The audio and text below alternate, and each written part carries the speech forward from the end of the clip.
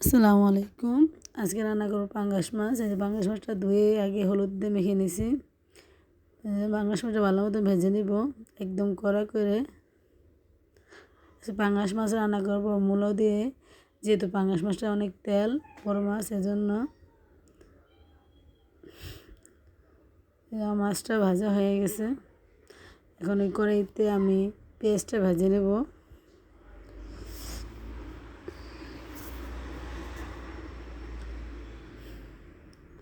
লবণ দিয়ে দিলাম, লবণটা দিয়ে দিলে পেঁয়াজটা তাড়াতাড়ি মজে যাব, তার জন্য।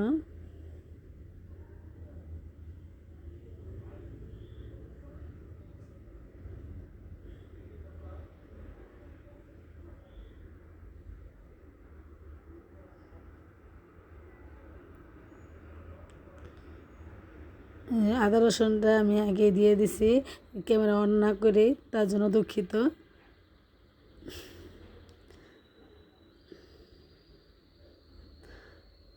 দিয়ে দেবো 1 চামচ পরিমাণ হলুদের গুঁড়ো। হলুদের গুঁড়ো আদা রসুন বাটাটা ভালো মতন মিক্স করে নিব।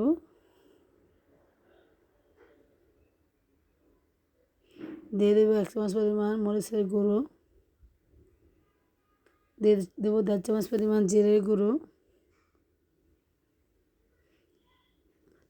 ভালো মতন মিশিয়ে নিব।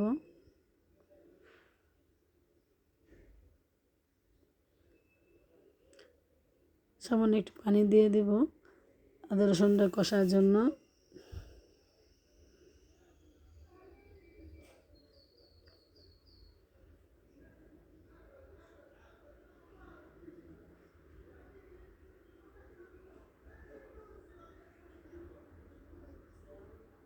দিয়ে দেবো টমেটো কুচি।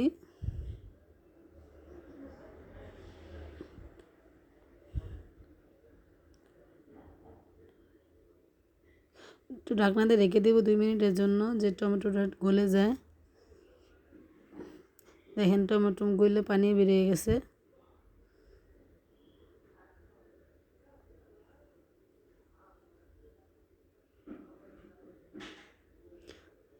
দিয়ে দেব মূলোটা ভালো মতন কষিয়ে নেব।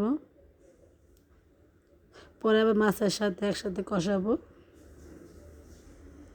এখন একটু কষিয়ে নেব।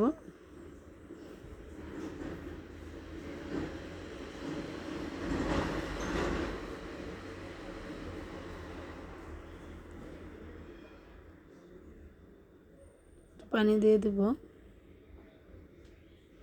5 মিনিটের জন্য ঢাকনাতে রেখে দেব।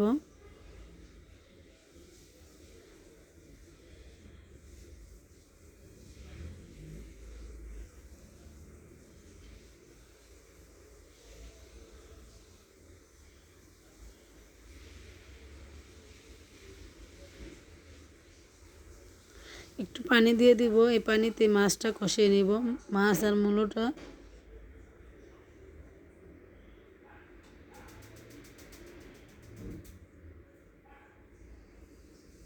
আর একটু পানি দিয়ে দেব, তো মাছটা শুকনো থাকবো, এই জন্য একটু পানি বেশি করে দিয়ে দিলাম। মাছ আর মূলো ভালো মতন কষানো হবে আর মূলোটা সিদ্ধ হয়ে যাব।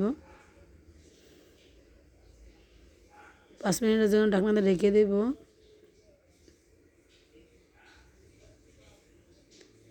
মাছটা একটু উল্টাই দেবো, যে তোমার পাশেই মশলাটা ভিজে, তার জন্য।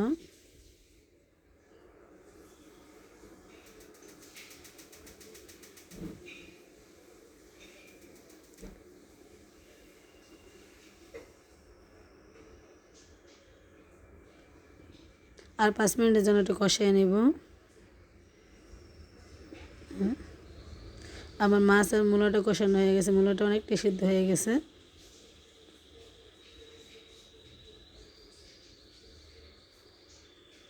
আর একটু পানি দিয়ে দেব, আর পানি দেবো না, এই পানিতেই হয়ে যাব।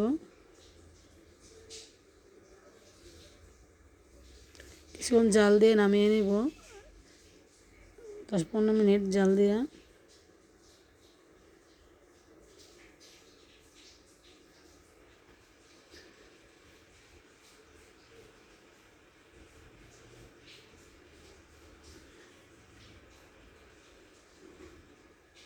আমার তরকারিটা হয়ে গেছে, আমি ধন্যবাদ দিয়ে নামিয়ে নেব। আর আমার এই রেসিপিটা ভালো লেগে থাকলে লাইক শেয়ার করবেন, কমেন্ট করে জানাবেন কেমন হয়েছে।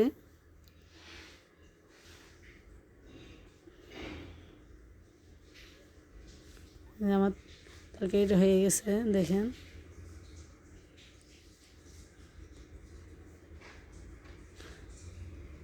একটু পানি রাখিনি, কোনো ঝোল রাখিনি, এগুলো তেল, যেহেতু পাঙ্গাস মাছ, আগে তো বললাম পাঙ্গাস মাছের তেল হয়।